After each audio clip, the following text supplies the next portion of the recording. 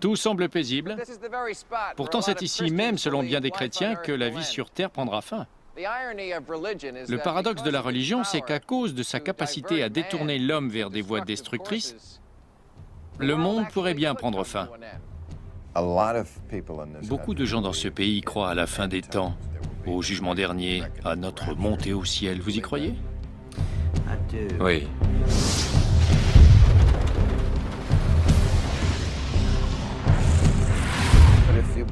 Mais si on croit à la fin peut-être imminente du monde, est-ce que ça n'enlève pas toute envie d'améliorer la vie sur Terre tant qu'on y est?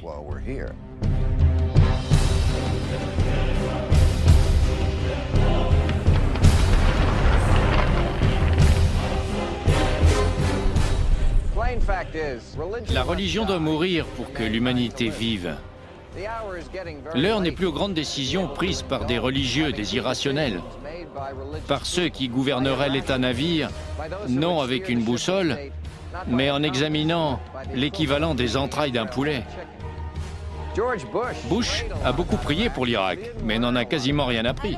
Je connais pas grand-chose à la politique, mais je voterai Bush en raison de sa foi. La foi, c'est la non-pensée élevée au rang de vertu. Il n'y a pas de quoi se vanter. Et ceux qui en font l'article sont des esclavagistes de l'intellect, qui maintiennent l'humanité asservie par des fantasmes et des absurdités, ayant généré et justifié beaucoup d'aliénation et de destruction. La religion est dangereuse, car elle permet à des gens qui n'ont pas toutes les réponses de croire qu'ils les ont. La plupart des gens trouvent merveilleux que quelqu'un dise « Je suis prêt, Seigneur, à faire tout ce que vous voudrez ». Sauf que, comme aucun Dieu ne nous parle, le vide est comblé par des gens souvent corrompus, incompétents et ne servant que leur programme. Cela arrivera. Pas forcément par le nucléaire. Le Seigneur n'en parle pas, mais je crois que ça sera de cet ordre. Si quelqu'un prétend savoir ce qui se passe après la mort, je peux vous assurer que c'est faux. Comment je peux en être sûr? Parce que moi, je n'en sais rien, et que vos facultés mentales ne dépassent pas les miennes. La seule attitude à avoir par rapport aux grandes questions n'est pas celle d'une arrogante certitude caractéristique de la religion, mais celle du doute. Le doute est humble, et c'est ce qu'on doit être, vu que l'histoire de l'homme n'est qu'une longue suite d'erreurs épouvantables. Jésus va revenir sauver les Juifs, parce que lui seul en est capable. Les croyants iront au paradis, les non-croyants en enfer. Les Juifs sont ma seule raison d'être chrétienne. Je les aime. Mais vous n'allez pas les conduire au paradis, n'est-ce pas? Je vais monter au ciel à la rencontre du Christ et revenir sur un cheval blanc.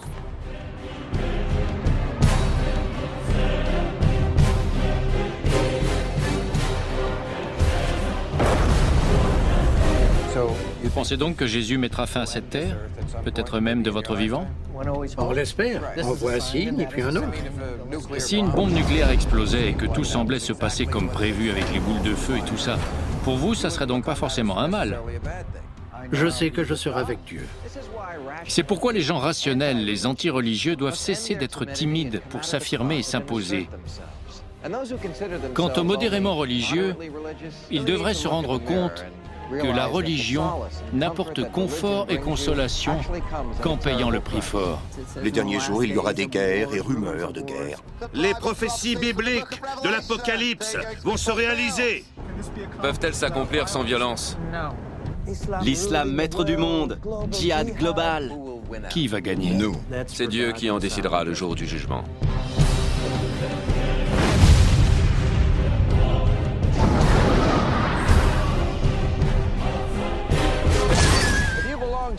Si vous étiez dans un parti ou un club aussi fanatique, misogyne, homophobe, violent et obscurantiste que la religion, vous le quitteriez pour protester.